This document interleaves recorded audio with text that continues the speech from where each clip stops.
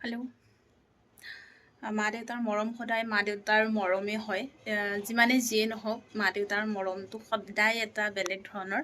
আৰু আজি মোক মা দেউতাই এটা বস্তু দি পঠাইছে, যিহেতু মই ঘৰৰ পৰা বাহিৰত থাকোঁ যিহেতু, আৰু ঘৰত যোনবোৰ ফল মূল লাগে বা খাবলৈ মন যায়, ঘৰৰ ফল মূল লোকেল যোনবোৰ বস্তু হয়, তো প্ৰতি বছৰে মানে মায়ে মোৰ কাৰণে টোপোলা বান্ধি পঠাই দিয়ে, মানে দুটা হ'লেও তিনিটা হ'লেও কিবা কৰি হ'লেও পঠাই দিয়ে। আজিও চেম তেনেকাই মায়ে মোক পঠাই দিছে। আৰু মই দেখাম,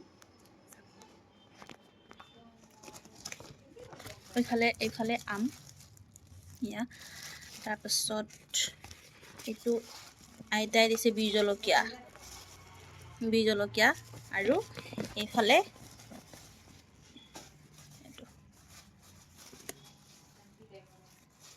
ইফালে দিছে পমলখি, আৰু পমলখি খাই কোনে কোনে ভাল পায় মই আপোনালোকক আগৰ ভিডিঅ'ত দেখাইছিলোঁ যে পমলখি আমাৰ আগৰটো ভিডিঅ' যদি মোৰ চাইছে সিহঁতে গম পাব যে মই দেখুৱাইছিলোঁ সৰু সৰু হৈ আছিলে, এতিয়া আৰু দি পঠিয়ালে, এতিয়া খাব পৰা হ'লোঁ। তাৰপিছত আমকেইটা গুচাই মেলি মই এয়া মোৰ ইগন'ৰ কৰিব, মোৰ চেহেৰা একেবাৰে মানে গৰমত উপায় নোহোৱা হৈ আছে, বহুত বেছি গৰম, যিহেতু এতিয়া গৰম পৰিছে।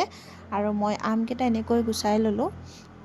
তাৰপিছত আমটো যেতিয়া গুচাইছোঁ, মোৰ সঁচাকৈ কৈছোঁ মানে বহুত খাওঁ খাওঁ লাগি গৈছিলে, আৰু খুব বেছি টেষ্টি হৈছিলে, যিহেতু গৰমত অকণ টেঙা খাব মন যায়, আৰু টেঙা যিহেতু ছোৱালী বা মাইকী মানুহৰ প্ৰিয় হয়।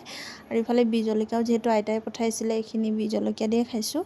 আৰু এনেকৈ মই ৰুকি লৈছোঁ, তাৰপিছত আৰু খাইছোঁ, বহুত বেছি টেষ্টি লাগিছে। আপোনালোকেও যদি আম খাইছে জনাব দেই। সঁচাকৈ মা দেউতাৰ মৰমবোৰ সদায় বেলেগেই হয়, হয়নে?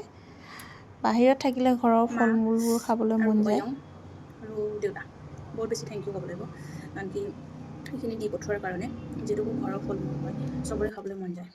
আৰু বিশেষকৈ আনি দিয়া মানুহজনক তেওঁক থেংক ইউ, তেওঁ ইমান দূৰৰ পৰা আনি দিছে যিহেতু, সেইটো কাৰণে থেংক ইউ ছ' মাছ।